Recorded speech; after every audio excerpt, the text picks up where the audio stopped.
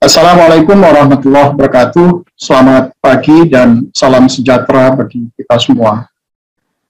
Pertama-tama, untuk mengucapkan terima kasih kepada Pak Direktur dan tim yang memberikan kesempatan kepada kami untuk bisa sharing bagaimana kita melaksanakan seleksi calon aparatur sipil negara di tengah-tengah pandemi ini.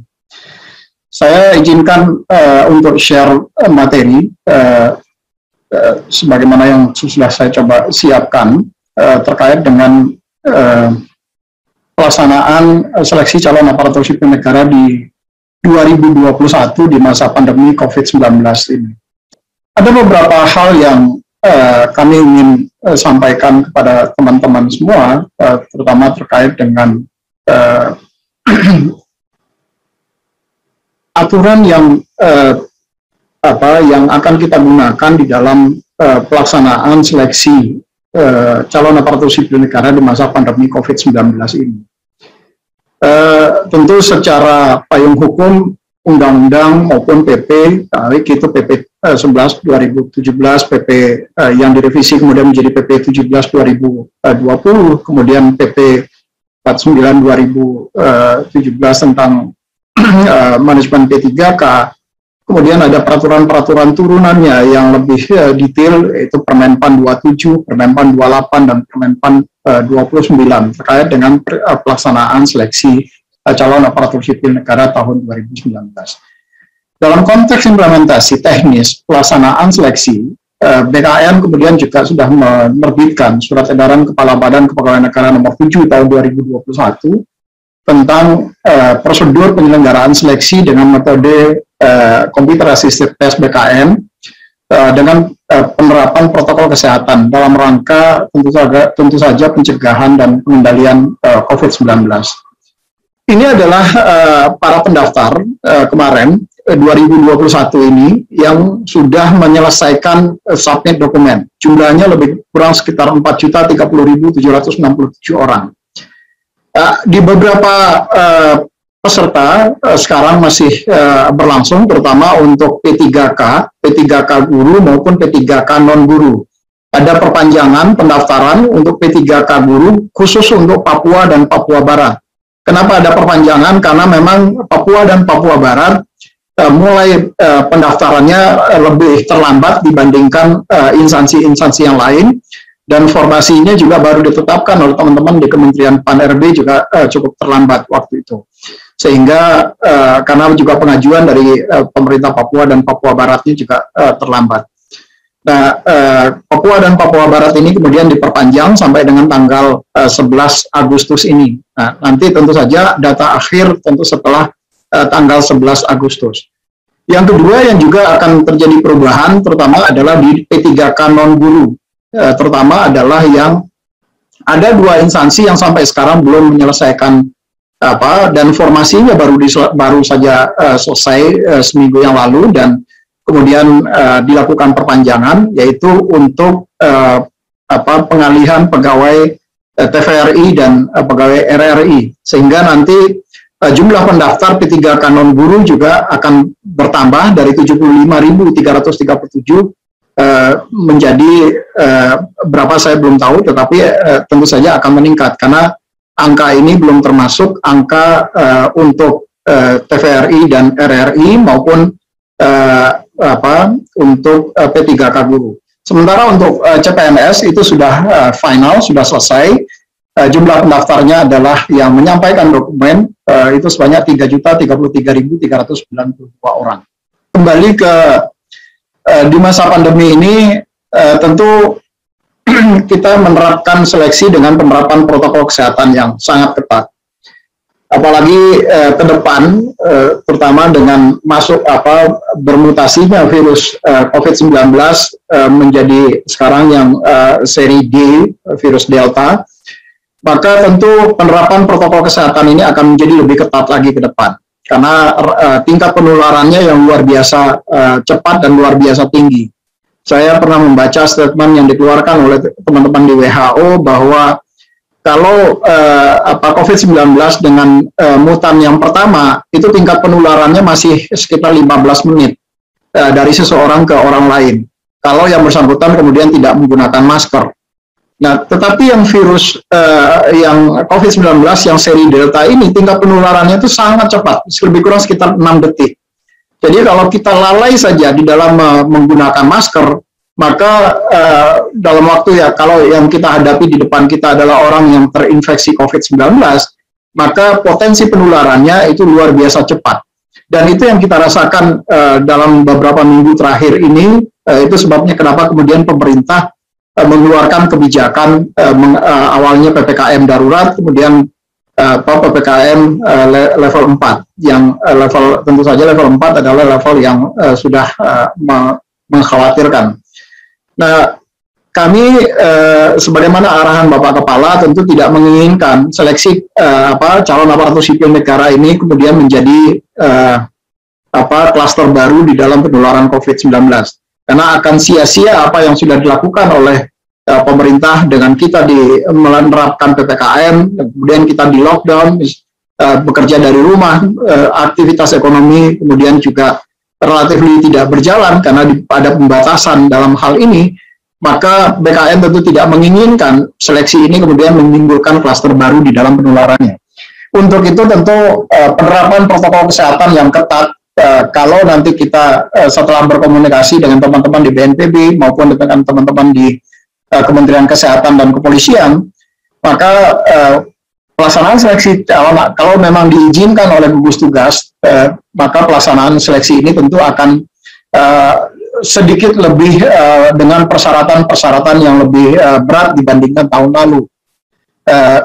Ini yang kemudian perlu menjadi perhatian kita bersama, dan saya tentu yakin betul teman-teman semua, Bapak Ibu di instansi di daerah, BKD, BKPSDM, ataupun BKPP tentu juga sangat ingin bahwa pelaksanaan seleksi ini tidak menjadi klaster baru di dalam penyebaran COVID ini.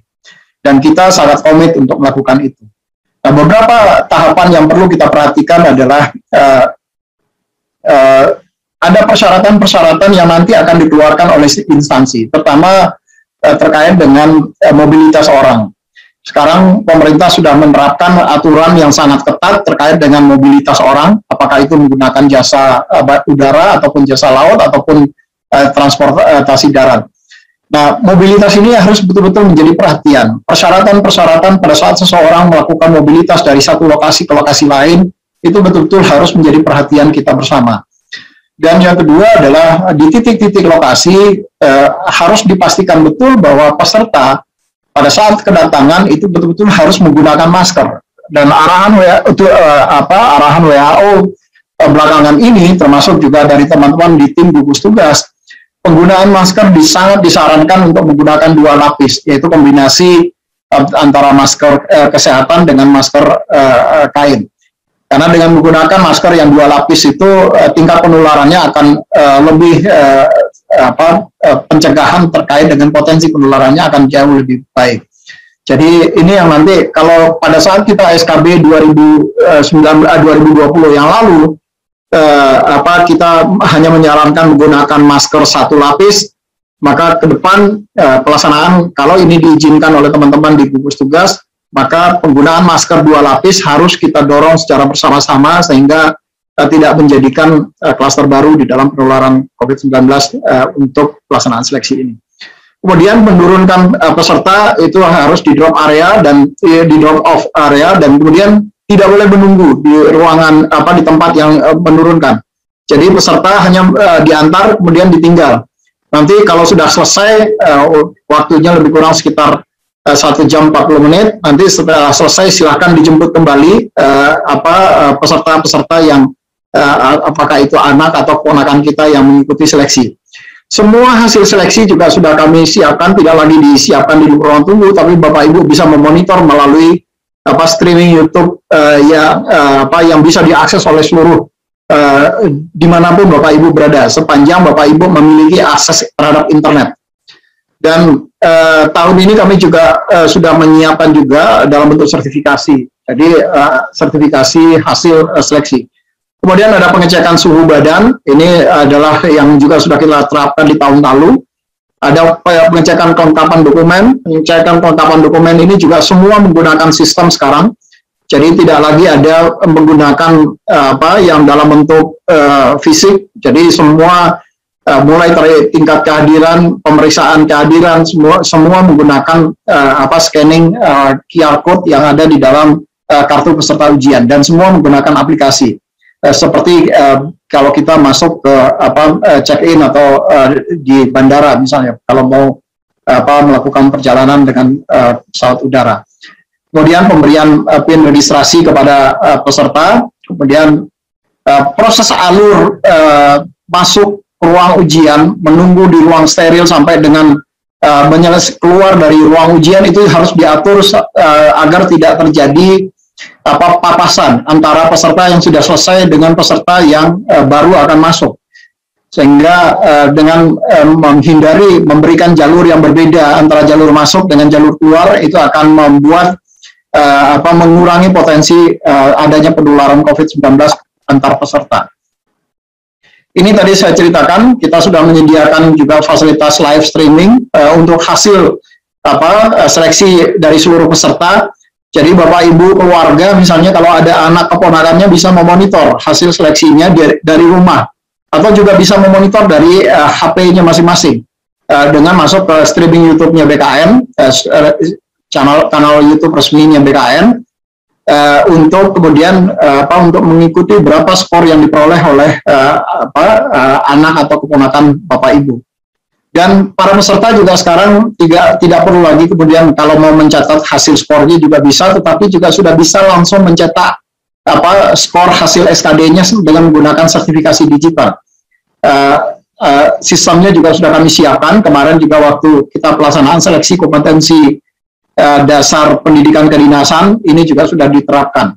Jadi mereka sekarang juga sudah memiliki sertifikat digital untuk pelaksanaan hasil dari setiap seleksi yang mereka lakukan.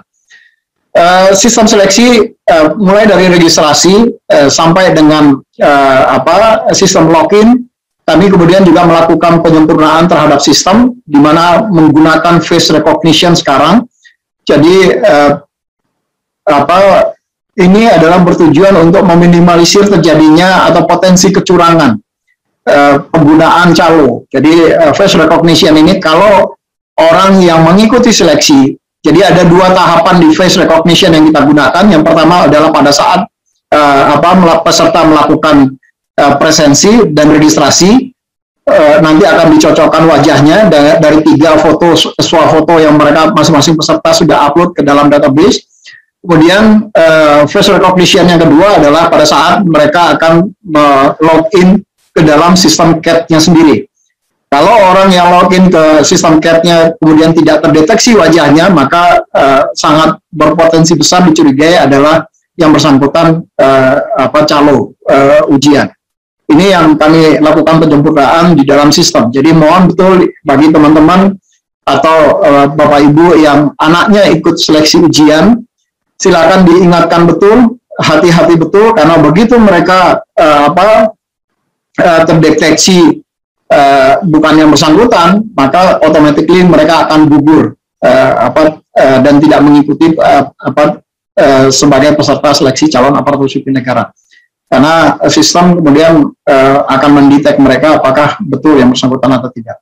Yang kedua, selama pelaksanaan seleksi, karena sistem sudah ada kewajiban dari setiap PC station dengan menggunakan webcam kamera, maka sepanjang pelaksananaan seleksi, sistem akan memotret wajah peserta. Jadi ini adalah untuk log activity. Kalau suatu saat ada peserta yang kemudian menyatakan ketidakpuasannya, dan kami bisa melihat apakah data-data yang peserta yang mengikuti seleksi tadi adalah betul yang bersangkutan, mulai dari yang mereka login sampai dengan yang bersangkutan menyelesaikan seleksi. Nah, potret wajah peserta itu akan dilakukan secara acak oleh sistem. Jadi dilakukan secara random pada menit-menit tertentu tanpa kemudian harus mengganggu peserta yang bersangkutan. Mereka tidak akan pernah tahu menit keberapa dia wajahnya dipotret oleh sistem sebagai log activity selama pelaksanaan seleksi ini. Ini juga kami lakukan penyempurnaan sehingga kalau ada kekhawatiran seseorang kemudian di tengah jalan sistemnya dihack, maka kita akan bisa membuka log activity-nya apakah yang bersangkutan betul ada hacking sistem di tengah jalan atau tidak. Dan ini insya Allah kemarin sudah bisa kita lakukan dan kita detect dengan baik, dan semua record pelaksanaan seleksi itu tercatat dengan baik. Jadi ini yang kemudian selalu kami gunakan sebagai bahan kalau ada peserta yang kemudian di kemudian hari melakukan gugatan pada kita. Ini adalah pelaksanaan seleksi dengan protokol COVID-19 yang ketat. Ini adalah potret-potretnya saja yang kami gambarkan. Jadi kalau bagi teman-teman setiap selesai pelaksanaan seleksi itu ruangan dan seluruh perangkat yang digunakan harus kemudian disterilkan. Karena kita tidak tahu apakah yang bersangkutan kemudian yang mengikuti seleksi yang pertama yang sebelumnya terinfeksi COVID atau tidak. Nah, sterilisasi ini menjadi wajib, perlu menjadi perhatian Bapak Ibu semua di antara setiap perubahan sesi. Kalau tahun lalu saya masih melihat beberapa titik lokasi yang proses sterilisasinya tidak terlalu ketat. Nah, karena tahun ini ada COVID virus dengan yang lebih ganas, saya berharap pelaksanaan sterilisasi ruangan ini harus betul-betul dilaksanakan secara ketat dan konsisten, sehingga kita betul-betul bisa meminimalisir proses penyebaran itu. Pak, waktunya 5 menit lagi, Bapak Deputi. Siap Pak Direktur. Terima kasih, Pak. Ini adalah teman-teman disabilitas yang kemarin mengikuti seleksi, dan ini adalah pelaksanaan seleksi di luar negeri, di titik lokasi luar negeri, yang kami kemudian bisa memonitor, walaupun BKN tidak harus berangkat ke luar negeri, tapi kita bisa memonitor pelaksanaan seleksi melalui fasilitas Zoom, dan setiap titik lokasi bisa kita monitor apakah ada terjadi kecurangan atau tidak. Kemudian ini adalah peserta yang kemarin terkonfirmasi positif COVID-19. Ini juga perlu Bapak Ibu di setiap titik lokasi menyediakan. Jadi kalau yang bersangkutan misalnya dia dari awal sudah tidak terkonfirmasi, kalau dia dari awal sudah menyatakan terkonfirmasi COVID-19, maka yang bersangkutan nanti akan dijadwal ulang pelaksanaannya di akhir sesi pelaksanaan kegiatan di titik lokasi itu.